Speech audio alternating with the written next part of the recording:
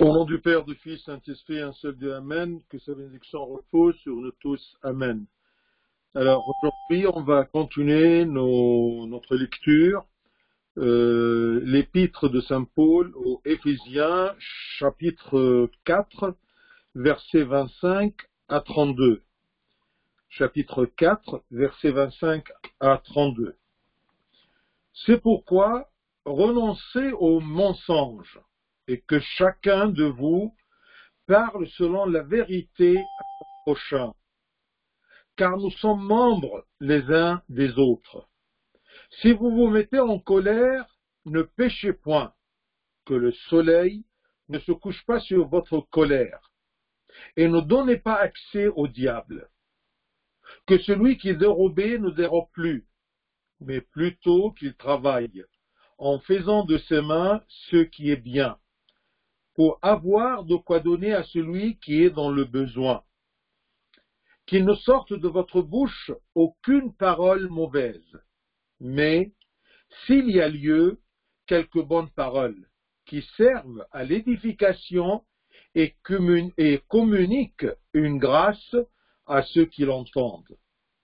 N'attristez pas le Saint-Esprit de Dieu, par lequel vous avez été scellés pour le jour de la rédemption. Que toute amertume, toute animosité, toute colère, toute clameur, toute calomnie et toute espèce de méchanceté disparaissent du milieu de vous. Soyez bons les uns envers les autres, compatissants, vous pardonnant réciproquement comme Dieu vous a pardonné en Christ. Gloire à toi, Seigneur. Saint Paul, il a toujours une habitude dans ses épîtres, c'est que il commence à expliquer la foi, il commence à expliquer le dogme au commencement de son épître. Ensuite, il a l'habitude de présenter comment pratiquer cette foi, comment vivre la foi chrétienne qu'on a compris, qu'il a expliqué, parce que connaître sans pratiquer, connaître sans vivre ce qu'on connaît ne sert à rien. Si je suis chrétien et je connais le christianisme, je connais tout ce que Dieu a accompli pour sauver l'homme, et je n'y participe pas, je ne pratique pas ma foi, ça ne me sert à rien. C'est pour cela que vous avez remarqué aujourd'hui qu'il commence, verset 25, c'est pourquoi. Et il commence à nous donner des exercices spirituels, en nous donnant par exemple, renoncer au mensonge. Ça c'est très important. Comment peut-on être chrétien qui vit en Christ, qui est la vérité, et moi, je vis dans le mensonge? Puisque le Christ est vérité, et il est notre vie, comment peut-on vivre dans le mensonge puisqu'il est ma vie? Comment vivre dans le mensonge et en même temps dans la vérité? Ça ne convient pas, ça ne marche pas. Donc on doit se dépouiller de tout mensonge, de toutes les formes des mensonges. Il n'y a pas un mensonge blanc et un mensonge noir. Un vrai mensonge et un faux mensonge, c'est un mensonge. Ou bien la vérité, ou bien le mensonge. Car le mensonge ne convient pas à la vérité qu'on vit en Christ. Je vis en Christ, je vis dans la vérité. Je ne peux pas avoir un pied, je ne peux pas être à cheval, être dans la vérité, dans le Christ et dans le mensonge. Renoncer au mensonge. Comment mentir et vivre en Christ, qui est vérité? Ça ne convient pas. On appelle Satan le menteur et père de tout menteur. Menteur et père de tout menteur. Au sens qu'il engendre le mensonge dans le cœur des gens. Il sollicite les gens à mentir. Que ce soit mentir à propos du Christ, la vérité, ou même mentir, avoir l'habitude de mentir dans la vie quotidienne. C'est lui qui leur inspire le mensonge. Donc là, je vis en Satan, je ne vis pas en Christ, la vérité qui sollicite en moi la vérité dans tous les sens. D'où la nécessité de ne pas prendre à la légère le péché de mentir. Parce qu'il y a des gens qui prennent à la légère ceci, et ça commence à être une habitude. Et ensuite, après l'habitude, ça commence un caractère de mentir. Le renoncement au mensonge est le fondamental du dépouillement du vieil homme. Parce que le vieil homme, il est en Satan. Et le vieil homme, il cherche toujours de mentir, de se mentir lui-même, en se cachant le visage devant les préceptes et les commandements de Dieu. Donc, le renoncement au mensonge est le fondamental du dépouillement du vieil homme et le renoncement à Satan. Comment refuser Satan tout en vivant dans le mensonge, tout en utilisant le mensonge dans ma vie? Et ça devient un caractère après l'habitude. Voyez Saint Paul dans son épître aux Colossiens, chapitre 3, verset 9. Colossiens, chapitre 3, verset 9. Ne mentez pas les uns aux autres, vous étant dépouillés du vieil homme et de ses œuvres.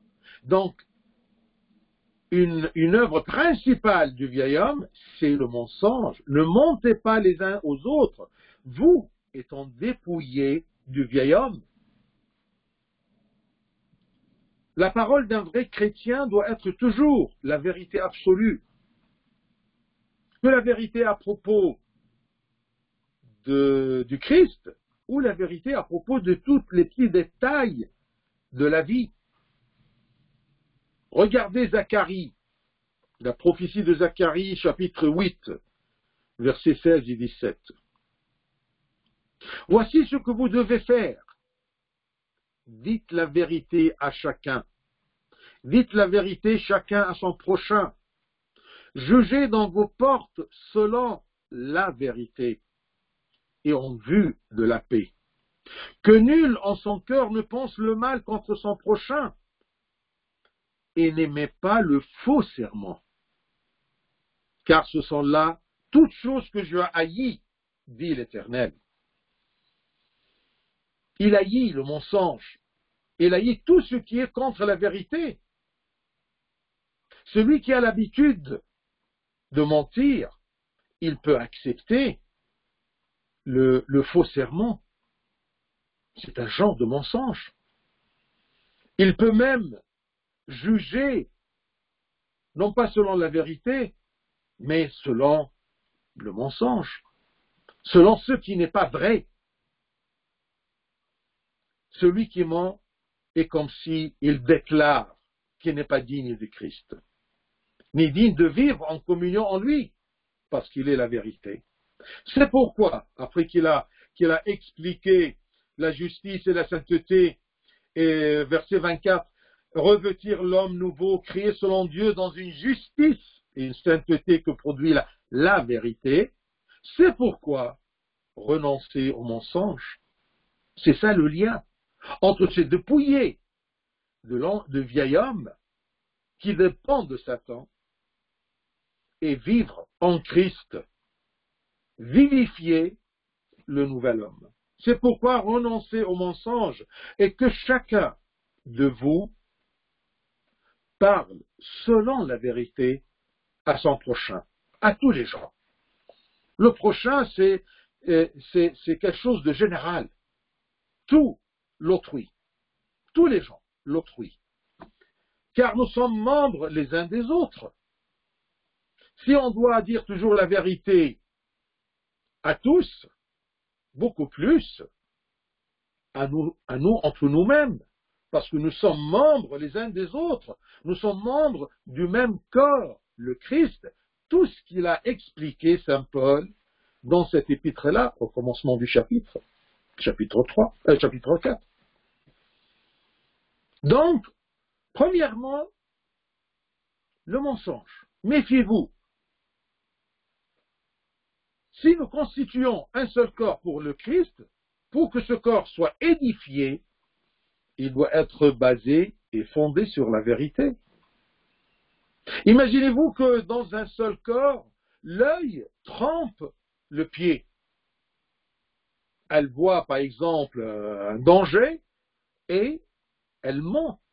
Elle ne dit pas la vérité au pied. L'homme trébuche, il se casse.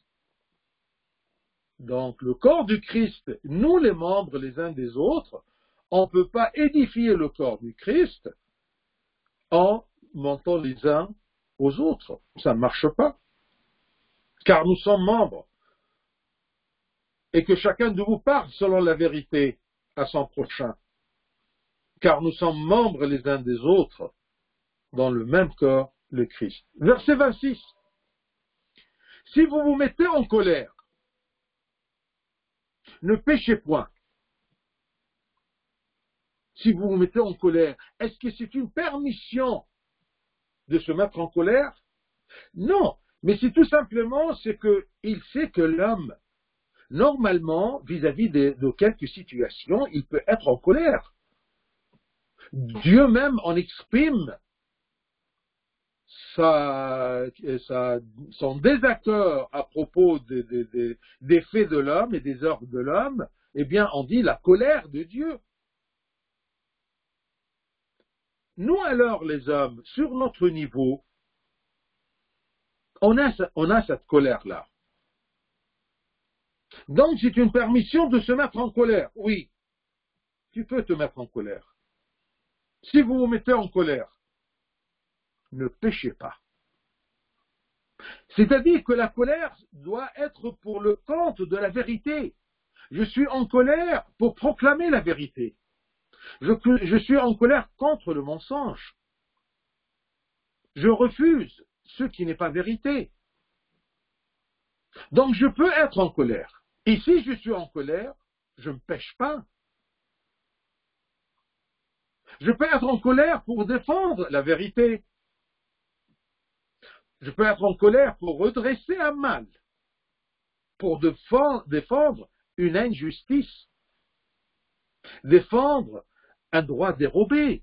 Je peux être en colère. Mais celui qui se met en colère ne doit jamais tomber dans le péché d'insulter ou de maudire ou de haïr ou de penser la vengeance. Non, ça ne marche pas. Jamais, pour une vertu, je peux vivre le péché. Ce n'est pas pour faire de faire le monde, je vole pour donner. Ah non, ça ne marche pas. La même chose, si je suis dans la colère, ou je me mets en colère, je ne dois pas pécher. Et que ma colère soit pour le compte de la vérité.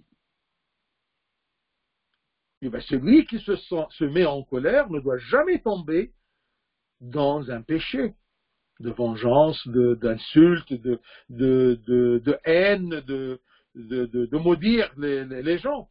Ne pas laisser la haine ou l'hostilité, l'animosité envahir le cœur à travers la colère. Ça doit être une sainte colère. Une colère pour Dieu, pour défendre la vérité. Donc, méfie-toi que la colère devienne une habitude ou un caractère aussi. C'est pour cela qu'il précise que le soleil ne se couche pas sur votre colère, que ce soit pas une mode de vie. Ça ne doit pas être ton caractère. La colère. Parce que si ça commence à être une habitude, et si elle dure longtemps, ça va se transformer en péché. Ça va devenir un caractère de coléreux. Il va perdre la paix intérieure. Il ne pourra plus être en Christ. Parce que un des fruits de l'Esprit Saint qui habite en nous, c'est la paix. Si tu n'as pas cette paix-là, tu as perdu tout. On peut être en colère, mais sans que ça soit une raison ou une porte pour le péché, et aussi sans être une habitude, que le soleil ne se couche pas sur votre colère, que ce soit pour une durée. Limitez et contrôlez pour que ce soit une bonne colère pour le compte de la vérité. Verset 27, il nous dit pourquoi on ne doit pas être dans la colère longtemps. Pour ne donner pas accès au diable. Si tu es toujours dans la colère, si tu es coléreux, eh bien, tu ouvres une porte et tu donnes une place au diable pour commencer à engendrer la haine et les disputes et l'animosité entre les gens, entre toi et les autres. C'est bien de défendre la vérité. Quand tu es sûr que tu défends la vérité, parce que parfois tu peux être en colère, parce que tu vois, et c'est ta pensée. Alors c'est une colère qui vient de l'hypocrisie ou de la confiance en soi. Attention, c'est dangereux. Si tu te mets en colère, méfie-toi que tu ne pêches pas. Si vous vous mettez en colère, ne péchez point. Et ne donnez pas accès au diable. Ne donnez pas une place au diable entre toi et ton frère, entre toi et ton prochain, entre toi et les autres. Le mensonge, la colère. Le but de la colère doit être une colère légale, une colère canonique. Le but de la colère légale est toujours le redressement, l'instruction, l'orientation dans la bonne voie de l'autrui, pour l'intérêt et l'édification de l'autrui. La bonne colère acceptée par Dieu, c'est la colère couronnée par l'amour. J'aime la personne, je suis en colère contre lui, parce que je n'aime pas ce qu'il fait, je n'aime pas l'injustice qu'il vit là-dedans, mais je l'aime lui-même. Je suis en colère pour le protéger, pas pour le punir, pas pour le dévoiler qu'il est dans le faux. Non, attention. Méfiez-vous du genre de la colère qu'on vit. Mensonge, colère, verset 27. Pardon, verset 28. Parce que 27 ne donnait pas accès au diable. Verset 28. Le vol. Ça commence par des petites choses. Entre moi et mon frère, je peux prendre sa chemise. Et ensuite, ça devient un principe chez moi. C'est pour cela que Saint Paul, il nous met en garde. Que celui qui dérobait ne dérobe plus, mais plutôt qu'il travaille en faisant de ses mains ce qui est bien, pour avoir de quoi donner à celui qui est dans le besoin. Au lieu de voler, on doit donner. Le voleur n'a pas de place au royaume des cieux. Que tu voles une aiguille ou que tu voles un chameau, c'est du vol. Ne dis jamais que ça, c'est quelque chose de rien. Tu peux parfois, par exemple, dans ton bureau, tu vois comment dire, les petits appareils là qui chargent, un chargeur. Et personne n'est là. Peut-être quelqu'un l'a oublié.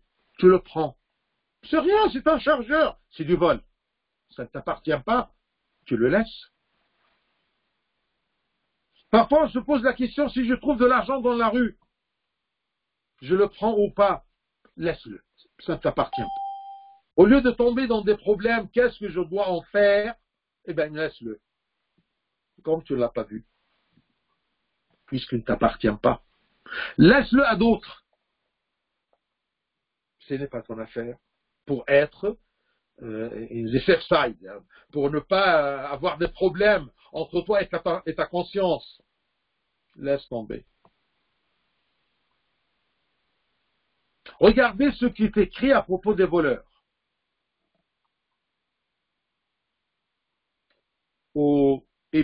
Premier épître aux Corinthiens, chapitre 6, versets 10 et 11. 1 Corinthiens 6, 10, 11. Ni les efféminés, ni les affâmes, ni les voleurs, ni les cupides, ni les ivrognes, ni les outrageux, ni les ravisseurs, vous voyez les catégories, n'hériteront le royaume de Dieu. Donc les voleurs sont parmi toute cette catégorie-là des malfaiteurs qui ne vont pas hériter le royaume de Dieu, ni les voleurs. Méfie-toi. Et que ça soit clair dans ta tête. Voler un petit chargeur, d'accord, ou quelque chose de néant qui ne t'appartient pas, c'est du vol. Attention, sois carré là-dedans. Et c'est là ce que vous étiez quelques-uns de vous. Mais vous avez été lavés, mais vous avez été sanctifiés, mais vous avez été justifiés au nom du Seigneur Jésus-Christ et par l'Esprit de notre Dieu. Comment ne pas hériter le royaume des cieux parce que vous êtes voleurs? Comment vous pouvez l'accepter puisque vous avez été lavés? Si vous l'avez fait, échappez de ce vol, échappez de ce péché. On ne peut pas. Comment crois-tu? Et tu vis dans la vérité, que tu es lavé, que vous avez été sanctifié, que vous avez été justifié au nom du Seigneur Jésus-Christ et par l'Esprit de notre Dieu. Et malgré tout ça, tu voles? Non, on ne peut pas dérober, on ne peut pas voler. Parce que le vol est le résultat de l'amour, de la possession. Et c'est quelque chose qui est contre la sanctification. Vivre en Christ. Comment vivre en Christ dans cette vérité-là? Comment vivre dans la sanctification que Dieu nous a donnée? Comment vivre dans la justification que Dieu nous a donnée au nom du Seigneur Jésus-Christ et par l'Esprit de notre Dieu? Comment vivre tout ça et en même temps vivre l'amour de la possession des choses vaines? C'est parfois l'amour de rébellion, de l'infraction. Et parfois c'est la peur du futur. Je veux parce que je veux posséder, parce que peut-être j'en aurai besoin. J'ai peur d'avoir besoin de quelque chose alors que je le prends, même si je n'ai pas besoin pour le moment. C'est la peur du futur et des nécessités de la vie. Mais ce n'est pas une cause de dérober, de voler. Parce que ni les voleurs n'hériteront le royaume de Dieu.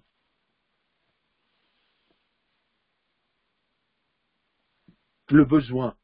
Méfie-toi du besoin. Parce que c'est ça qui sollicite en toi de dérober, de prendre ce que tu vois. À qui ça appartient, tu n'y penses pas. Au contraire, tu dois sentir que si quelqu'un a besoin, tu dois le lui donner. Tu dois travailler pour avoir, pour donner. Non pas travailler pour avoir, pour satisfaire tes besoins. Vous voyez, c'est ça être chrétien. C'est ça être sanctifié. Ça ne vient pas le jour en seul moment. Ça prend du temps. Ça a besoin d'élévation,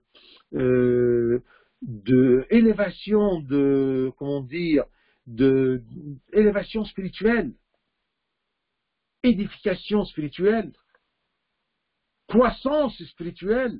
Ça prend du temps. Mais mets ceci devant tes yeux. Non pas tes besoins, mais les besoins de l'autrui. Regardez l'Église primitive, c'est-à-dire le temps des apôtres. Je vous donne cette barre haute pour savoir comment on devrait vivre comme chrétien. Regardez en Acte 4, 34 et 35, quelque chose de très beau.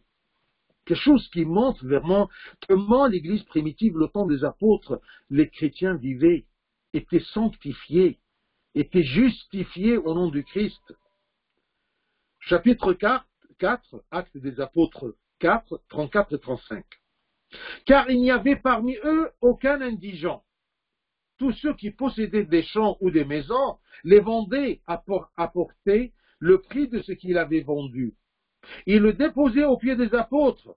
Il en faisait des distributions à chacun selon qu'il en avait besoin. Regardez le niveau de renier à la possession des choses. Ceux qui avaient des maisons les vendaient, ceux qui possédaient des champs les vendaient et ils apportaient le prix de ce qu'il avait vendu et le déposaient aux pieds des apôtres pour qu'on fait des distributions à chacun selon qu'il en avait besoin. Il n'y avait personne qui avait besoin parce qu'on faisait des distributions à chacun. On ne veut pas qu'un membre du corps du Christ soit dans le besoin. Regardez le niveau spirituel, regardez les gens sanctifiés, regardez le comportement chrétien. Où sommes-nous de ce niveau? Mais on essaye. Au moins, on ne vole pas, on ne dérobe pas. Si on ne peut pas arriver à ce moment-là, à ce niveau de se dépouiller de toute possession, eh bien, au moins, on ne vole pas. Que celui qui dérobait ne dérobe plus. C'est pour cela que Saint Paul, il dit, au Corinthiens 6, il dit, mais vous avez été, il dit, et c'est là ce que vous étiez, quelques-uns de vous, étaient des voleurs, et des ravisseurs, et des ivrognes, et des cupides, étaient dans un état de ne pas hériter le royaume de Dieu, mais maintenant, puisque nous sommes lavés de nos péchés, puisque nous sommes sanctifiés, puisque nous sommes justifiés au nom du Seigneur Jésus-Christ et par l'Esprit de notre Dieu, on doit ne pas dérober. Verset 29. Tout ça, ce sont des exercices, des pratiques chrétiennes pour avoir un bon comportement chrétien qui convient à la vérité que nous savons maintenant à propos de notre lavement, à propos de notre sanctification, à propos de notre justification, à propos de notre salut. Verset 29. Qu'il ne sorte de votre bouche aucune parole mauvaise. Aucune parole. On doit être carré dans des choses comme le mensonge, comme le vol, comme les paroles qui sortent de notre bouche. Qu'il ne sorte de votre bouche aucune parole mauvaise. Mais s'il y a lieu, et tu parles, quelques bonnes paroles qui servent à l'édification et communiquent une grâce à ceux qui l'entendent. Que ce soit pour leur édification, pour que ce soit pour leur bien. Qu'il ne sorte de votre bouche aucune parole mauvaise. Parce que la bouche qui prononce le nom de Dieu ne doit pas faire sortir de mauvaises paroles. On ne prononce que les paroles qui plaisent aux oreilles de Dieu. Parce qu'on dit toujours que les oreilles de Dieu sont proches de la bouche de ses enfants. Si ça sort une mauvaise parole de ta bouche, ça rentre dans l'oreille de Dieu. Mais cette pensée, cette vérité dans ta tête, On ne doit pas prononcer que les paroles qui plaisent aux oreilles de Dieu et les paroles qui réjouissent le cœur de Dieu. L'épître qui a parlé beaucoup à propos de la langue et les paroles prononcées par la bouche, c'est l'épître de Saint Jacques, surtout chapitre 3. Si tu veux savoir qu'est-ce que Dieu te demande, eh bien, à propos de tout ce qui sort de ta bouche, chapitre 3, épître de Saint Jacques. Moi, j'ai collecté un peu des versets. Par exemple, chapitre 3, tu dois lire tout le chapitre 3, mais j'ai choisi 6, 9, 10, quelques versets. Écoute bien. La langue aussi est un feu. C'est le monde de l'iniquité. Tu vois la langue qui parle, c'est un feu. Et pourquoi c'est un feu? Parce que on dit toujours que une petite quantité de feu peut brûler une ville. Regarde, une petite étincelle, elle est petite, mais elle peut faire beaucoup de dégâts. La langue est la même chose. Une petite parole. La langue aussi, c'est un feu. Et c'est le monde de l'iniquité. La langue est placée parmi nos membres, souillant tout le corps. Et enflammant le cours de la vie, étant elle-même enflammée par la géhenne. Si la langue, c'est un feu qui prend source de la géhenne, elle va détruire tout le corps. Parce que la langue peut me mener au monde de l'iniquité si je ne la contrôle pas. Verset 9. Par elle, nous bénissons le Seigneur notre Père, et par elle, nous maudissons les hommes faits à l'image de Dieu. De la même bouche sortent la bénédiction et la malédiction. De la même bouche sortent la bénédiction et la malédiction. Il ne faut pas, mes frères, qu'il en soit ainsi. Tout ça, c'est l'épître de Saint Jacques, chapitre 3.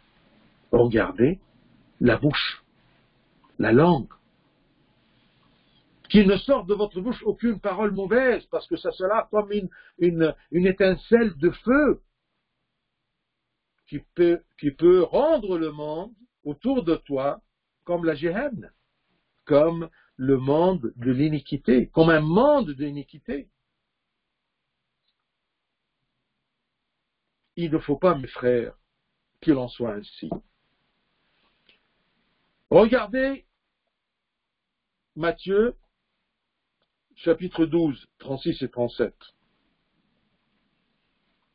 Évangile selon saint Matthieu, chapitre 12, versets 36-37. Je vous le dis, c'est le Christ qui dit, au jour du jugement, les hommes rendront compte de toute parole vaine qu'ils auront proférée. On va rendre compte de toute parole vaine, de toute parole qui a gêné l'oreille de Dieu, qui n'était pas pour l'édification. Car par tes paroles, tu seras justifié, et par tes paroles, tu seras condamné. Mes paroles vont me condamner si ne sont pas des bonnes paroles. Qu'il ne sorte de votre bouche aucune parole mauvaise. Mais elle doit être pour qui serve à l'édification. Vous savez que si vous dites des blagues, mais des bonnes blagues dont on n'a pas honte, et on va voir ça dans le chapitre 5, d'accord, c'est pour édifier aussi l'homme, pour donner un peu de relaxation, de joie, de gaieté. Regardez le pape Shenouda, quand il faisait ses sermons, il rigolait beaucoup. Et on riait du fond du cœur, mais sans aucune parole mauvaise. Si le Christ est avec nous, en disant ces blagues, on n'a pas honte. Regardez, pour l'édification. Je peux rigoler, mais pour l'édification. On va voir les détails de cette rigolade, d'accord? Parce qu'il y a des gens, quand ils veulent rigoler, ils utilisent des choses très honteuses et des paroles vaines. On va voir ça dans le chapitre 5. Maintenant, chapitre 4, il nous parle à propos comment on doit se comporter entre nos frères, notre société, notre communauté, notre seul corps du Christ, nous les membres du même corps. Chapitre 5, il sera un peu plus large à propos du chrétien et la société tout entière. Je vous le dis. Au jour du jugement, les hommes rendront compte de toute parole vaine qu'ils auront proférée, car par tes paroles tu seras justifié, et par tes paroles tu seras condamné. Ça, c'est la vérité, et on doit y vivre, et on doit se rappeler que chaque parole qui sort de ma bouche, je vais rendre compte de toutes ces paroles-là. Généralement, si la pensée n'est pas préoccupée par Dieu, elle sera captivée par Satan, prononçant tout ce qui est mauvais. Qu'est-ce qu'il contrôle, ma langue? C'est ma pensée et mon cœur. Ma pensée et mon cœur, ils sont où? Ils sont imbibés de quoi? Est-ce que du monde et les histoires du monde, les paroles vaines et les paroles mauvaises, ou les paroles édifiantes, et qui communiquent une grâce à ceux qui l'entendent? Ça dépend, ma pensée, elle est où? On ne doit pas parler de mauvaises paroles, on ne doit pas dérober, on ne doit pas être en colère comme porte pour le péché, on ne doit pas mentir pour ne pas attrister le Saint-Esprit de Dieu. Verset 30. N'attristez pas le Saint-Esprit de Dieu qui est en nous, qui demeure en nous, l'Esprit de Dieu. Nous sommes le temple de l'Esprit de Dieu. N'attristez pas le Saint-Esprit de Dieu par lequel vous avez été scellés pour le jour de la rédemption. Quel est le jour de la rédemption? Est-ce que ce n'était pas le jour de la mort du Christ il y a 20 siècles? Le jour de la rédemption, c'est-à-dire le jour de l'accomplissement de la rédemption. Maintenant, on vit dans un acompte de rédemption, une échantillon de la rédemption. Mais la vraie rédemption, le jour où j'aurai l'héritage, où j'aurai le corps glorieux avec lequel je vais monter dans les lieux célestes. N'attristez pas le Saint-Esprit de Dieu par lequel vous avez été scellés. L'Esprit Saint m'a scellé pour être membre du corps du Christ, pour être un membre du troupeau de Christ. Scellé. C'est le Christ qui me domine. J'appartiens au Christ. Je suis scellé par son Esprit Saint, par son tampon pour le jour de la rédemption. C'est comme si le jour de la rédemption, eh bien, on va chercher les brebis du Seigneur qui sont scellées. Comment on va les connaître? Par ce tampon-là. Si tu attristes le Saint-Esprit, eh bien, ce tampon, il va disparaître. Tu ne seras pas du troupeau de Christ qui va hériter. Donc, ce qui est mal, ce qui est mauvais attriste les autres et attriste aussi l'Esprit Saint qui est en nous, ainsi il s'éteigne en nous.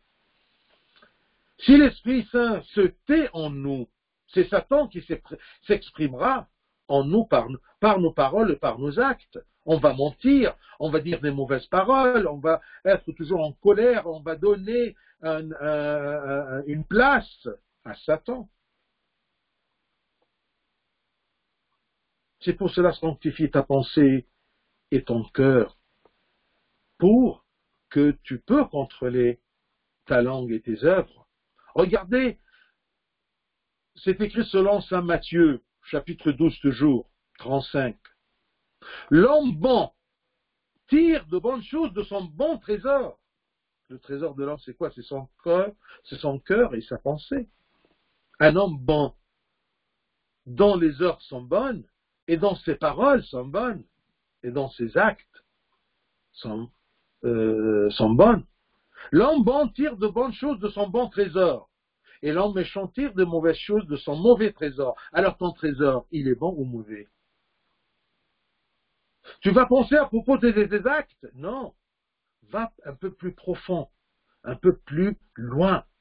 Ton trésor. Parce que tu prends de ton trésor. Du trésor du cœur, la langue parle. Du trésor de ta pensée, tes paroles sortent de ta bouche. Tes actes sont guidés par ta pensée. N'importe quel acte est précédé par une pensée, par une envie. L'acte n'est qu'une traduction de la pensée de l'homme. Donc, cherche ton trésor. Est-ce qu'il est bon ou est-ce qu'il est mauvais? Es-tu un homme bon ou un homme méchant? Le jour de notre baptême et de notre confirmation, l'Esprit Saint a scellé sur notre cœur. C'est un corps qui appartient à Dieu. C'est un corps qui appartient à Dieu. C'est une pensée qui appartient à Dieu. C'est pour cela que le prêtre est loin tous les sens de l'homme et tous ses membres et son cœur. Parce que tout appartient à Dieu. Et comme ça, tu deviens un bon homme, non pas un homme méchant. Tu auras un bon trésor. S'il y a des failles, il y a le repentir. Mais au moins, tu es un homme bon, avec un bon trésor. Eh bien, ce sceau-là, ce tampon, ce sceau, nous donne part au troupeau royal de Dieu. Par ce sceau, on a acquis la filiation de Dieu. Et on peut être héritier. Ne perdons pas ce sceau de la filiation à Dieu, par les mauvais actes, par les mauvaises paroles, par le vol.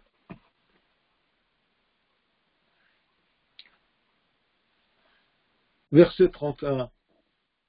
Que toute amertume, toute animosité, toute colère, toute clameur, toute calomnie et toute espèce de méchanceté disparaissent du milieu de vous. Comment? Si je garde le sceau de l'Esprit de Dieu. Si je garde bien mon trésor. Si je veille sur mon trésor, qu'il soit toujours un bon trésor, non pas un mauvais trésor, en Christ. Que toute amertume. Qu'est-ce que c'est l'amertume? L'amertume, c'est le ressentiment mêlé de tristesse, causé par une humiliation, une injustice, une insatisfaction, un grognement. C'est ça l'amertume. Qu'est-ce qu'il mène l'amertume dans la vie de l'homme? C'est les mauvais actes. Et c'est les mauvaises paroles qui sortent de ta bouche. Ce qui te donne l'amertume, c'est tout simplement que ton trésor n'est pas bien. C'est lui qui est en cet état-là d'amertume. Il est difficile de le réconcilier avec Dieu. N'arrive pas à cette amertume-là. Mais essaye que toute amertume disparaisse de ta vie, de ton cœur, de tes paroles, de tes actes. C'est lui qui, en cet état, est très difficile de le réconcilier. Et la demeure de l'esprit en lui est incompatible. Celui qui vit avec une amertume, une animosité, avec colère, avec clameur, toute espèce de méchanceté, il ne peut pas embrasser l'Esprit Saint en lui. C'est trop difficile. 32 pour terminer. Soyez bons les uns envers les autres, compatissants, vous pardonnant réciproquement comme Dieu vous avait pardonné en Christ. Le pardon.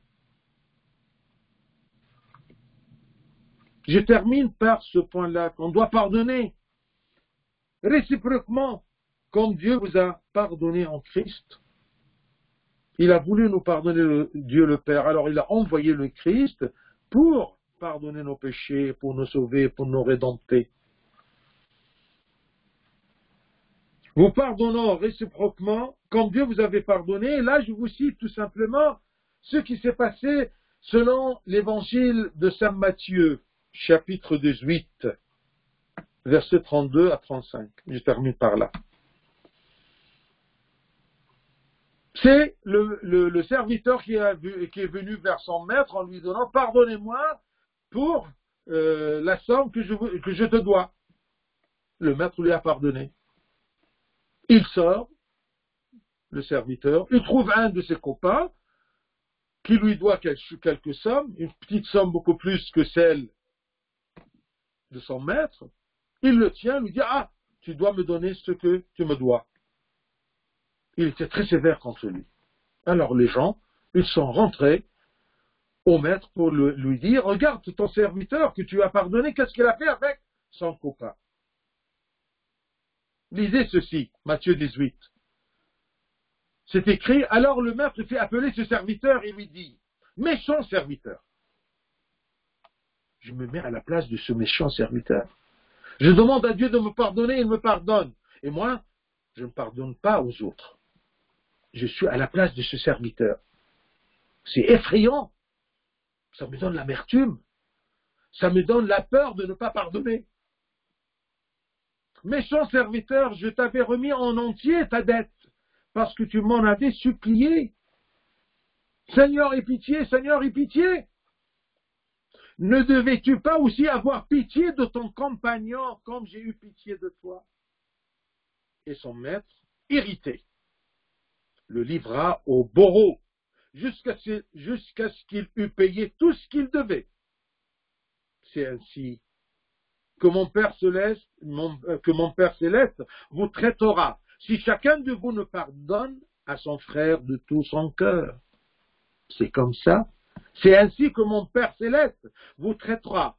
C'est-à-dire, il va me livrer au bourreau jusqu'à ce que je paye tout ce que je dois. C'est ainsi que mon Père Céleste vous traitera si chacun de vous ne pardonne à son frère de tout son cœur. Par ces bonnes pratiques, on se dépouille du vieil homme. Mensonge, vol, mauvaise parole, amertume, ne pas pardonner. Attention. Dieu nous a donné la force de l'Esprit Saint pour garder notre trésor en bon état, pour qu'on en sort de ce bon trésor des bonnes choses. Gloire au Seigneur notre Dieu éternellement. Amen.